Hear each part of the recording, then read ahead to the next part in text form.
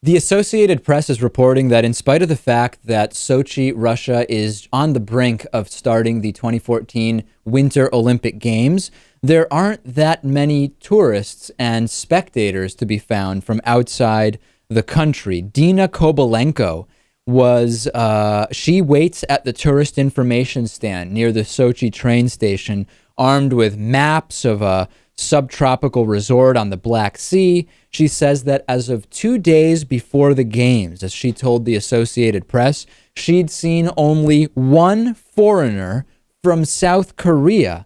They couldn't understand each other at all, so they had to communicate with sign language.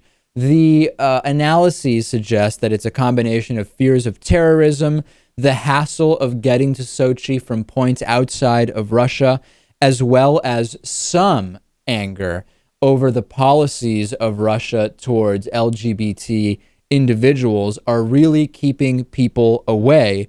Could we have a Winter Olympic Games that, from a spectator standpoint, ends up being a complete flop? Honestly, I hope so. I mean, you would imagine that if people are going to show up, they're going to want to do it more than one day before the games start. That's what I'm confused about. If you're traveling to the Olympics, wouldn't you be there by now? And actually, even though the ceremony starts tomorrow, my understanding is that the actual competition, some start today. It's very strange what's going on. And remember, Lewis, that if you do get there, do not drink the water or wash your face with it because it contains something, quote, very dangerous. I wonder how many people canceled their plans after reading about that too. Yeah, it's incredible what's taking place here. Some are insisting that it was just a mistake to choose Sochi from the beginning, suggesting that the entire process with the International Olympic Committee for site selection is wrought with corruption, bribery, and fraud.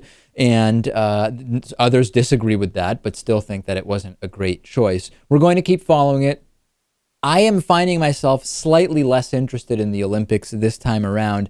And to be honest, part of it is I feel like what sports are included in the Olympics have become very arbitrary. Some years, certain sports you might train your whole life for are part of the Olympic Games. Some years they're not. What's the logic? Something about that has made me slightly less interested in the Olympics.